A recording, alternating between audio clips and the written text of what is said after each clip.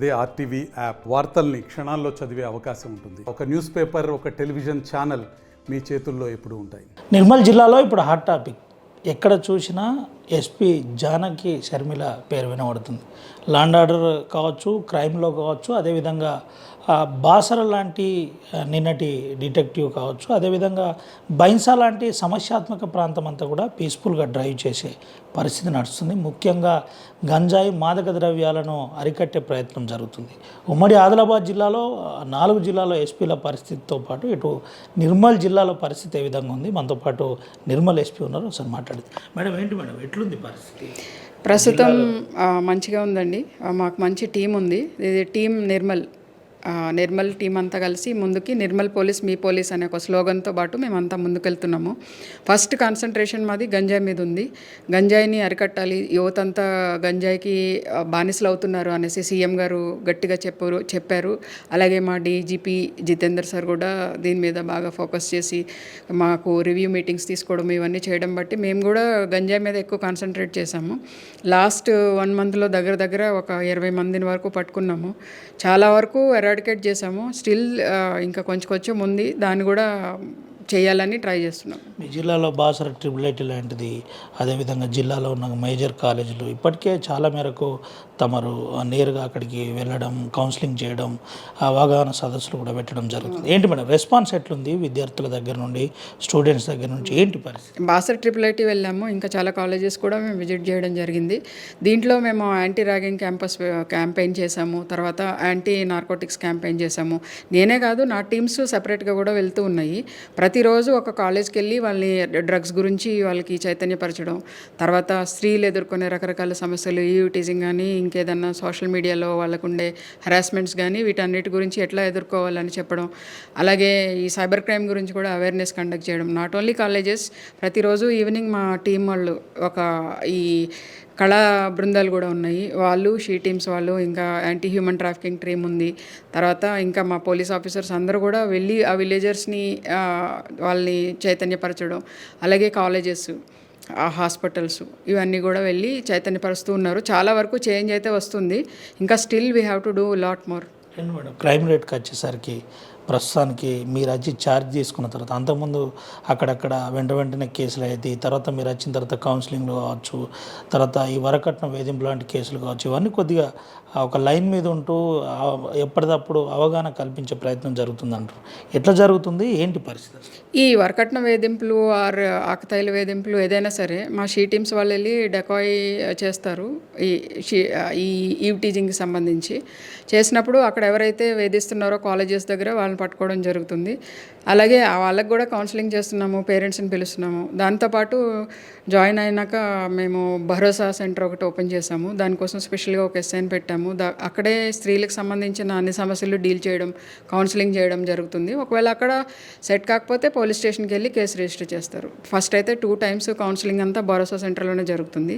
దానికోసం separate building allot చేయడం జరిగింది. అలాగే ఇప్పుడు కొత్తగా బిల్డింగ్ కూడా కన్స్ట్రక్షన్ స్టార్ట్ అయింది. సో ఈ భరోసా వల్ల ఏమవుతుందంటే స్త్రీలు పోలీస్ స్టేషన్కి డైరెక్ట్గా వెళ్ళవలసిన పని లేకుండా ఇక్కడే వచ్చి సెపరేట్గా ఒక కౌన్సిలర్ ఉన్నారు, సర్టిఫైడ్ కౌన్సిలర్స్ ఉన్నారు 2 గవర్నమెంట్ నుంచి, అలాగే ఒక ఏఎన్ఎం ఉంటారు, వాళ్ళకి ఏమైనా హెల్త్ ఇష్యూస్ ఉంటే దాన్ని చూడడానికి, అలాగే వాళ్ళతో వచ్చిన పిల్లలు ఆడుకోవడానికి కూడా ఒక రూమ్ ఉంది.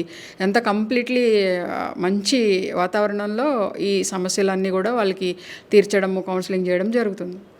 బైన్సా లాంటి ప్రధానమైన సమస్యాత్మక ప్రాంతం ప్రశాంతంగా ఉందా? అసలు ఏంటి పరిస్థితి, ఇప్పుడు ఎట్లుంది?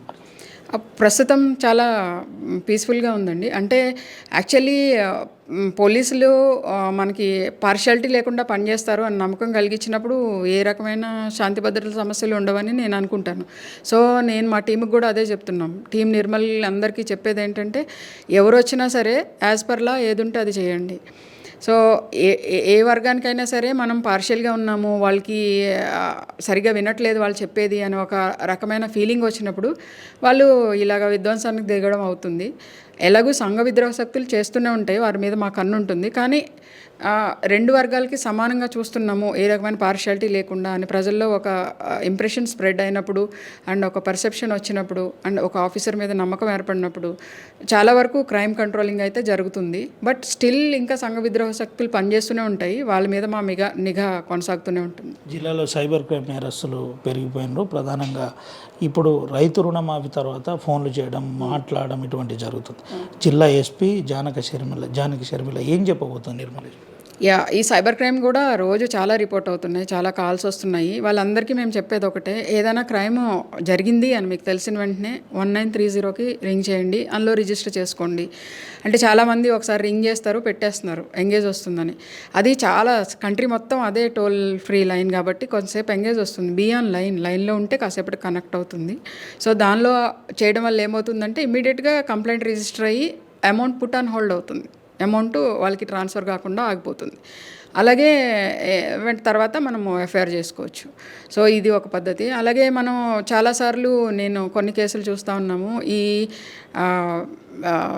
కొన్ని ప్రాక్సీ నెంబర్స్ పెట్టి కాల్ చేయడము, మనం ఎవరో బాగా తెలిసినట్టు వాళ్ళు మాట్లాడుతూ ఉంటారు, మనం అనుకుంటాం వాళ్ళు మన చుట్టుపక్కలే ఉన్నారు, ఎవరో మనకు తెలిసిన వాళ్ళే చేస్తున్నారు అనేసి.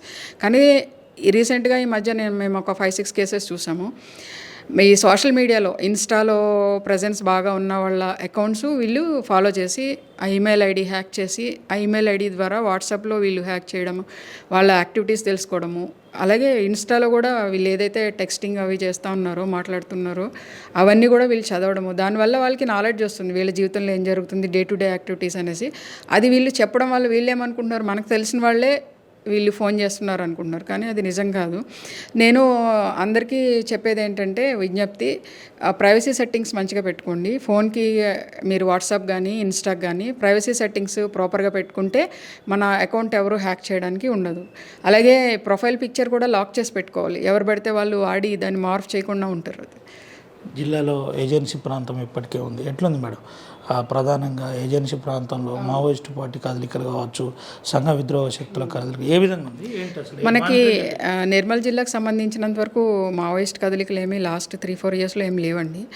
అయినా మేము అలర్ట్గానే ఉన్నాము, బార్డర్ డిస్ట్రిక్ట్ కాబట్టి వీఆర్ ఆన్ అలర్ట్. అండ్ ఇక్కడ ఏజెన్సీ ప్రాంతాల్లో చాలా వరకు కొద్దిగా అన్ఎడ్యుకేషన్ వల్ల వెనకబడి ఉంది. వీళ్ళు కూడా మన అంటే సెటిల్మెంట్స్ ఇవి చేసుకోకుండా పోలీస్ స్టేషన్కి వచ్చి కేసెస్ బుక్ చేసుకోండి అండ్ దానికి మంచి పరిష్కారం దొరుకుతుంది. లేదా ఏ రకమైన మీకు ప్రాబ్లం ఉన్నా కూడా పోలీసులు ఉన్నారు మీకోసం, నిర్మల్ పోలీస్ మీ పోలీస్ అనే ఒక భావన కలిగించాలనేసి మా టీం అంతా మేము వర్క్ చేస్తున్నాం. ఆర్టీవీ ద్వారా జిల్లా నిర్మల్ ఎస్పీ ఏం సందేశం ఇవ్వబోతుంది ప్రజలకు? నిర్మల్ ఎస్పీగా ఏం చేస్తాము, law will take its own course. ప్రజలకి దగ్గర అవ్వాలని ట్రై చేస్తున్నాం. మేము మా టీం నిర్మల్ని నమ్మండి. Team Nirmal is going to bring lot of change. So believe in police, believe in law.